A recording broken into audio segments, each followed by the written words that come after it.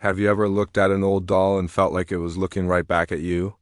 That eerie feeling that its glassy eyes hold some kind of secret? Well, what if I told you that for a certain period in history, some of those doll eyes were, in fact, real human eyes? It sounds like something straight out of a horror movie, but this is a true and truly bizarre chapter from the past. Let's travel back to 19th century Germany, a hub for high-quality doll manufacturing. Craftsmen were obsessed with making their dolls as lifelike as possible. They used real human hair, delicate porcelain skin, and intricately stitched clothing. But the eyes were the biggest challenge.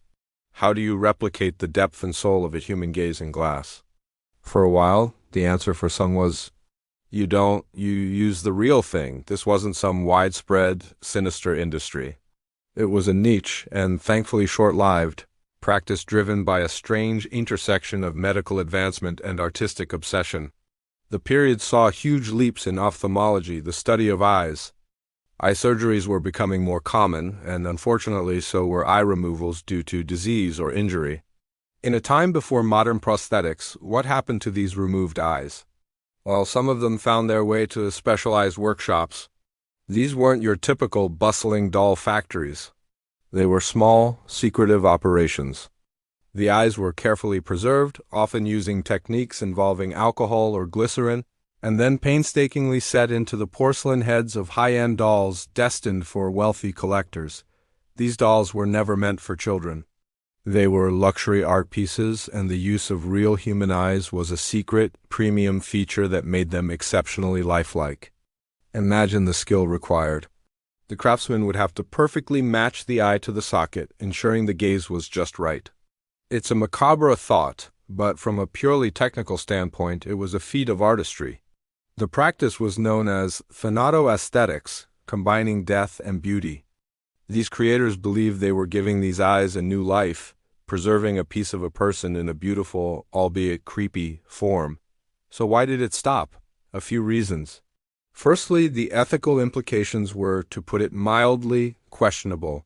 As society's views on the human body and death evolved, the idea of using human remains for commercial products became increasingly taboo.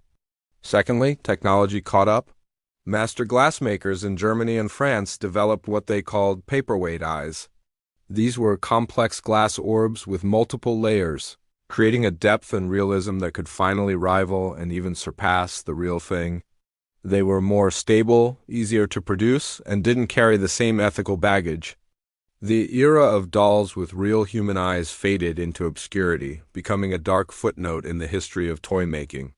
Today, these dolls are incredibly rare and sought after by a very specific type of collector.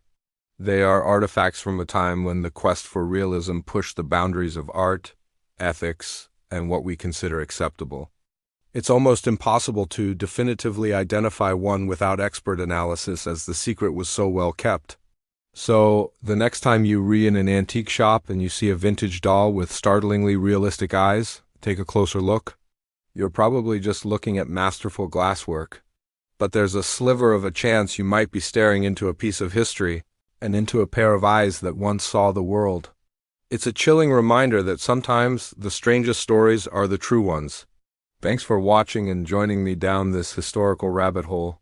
If you enjoyed this, be sure to like and subscribe for more deep dives into the weird and wonderful corners of the past. See you next time.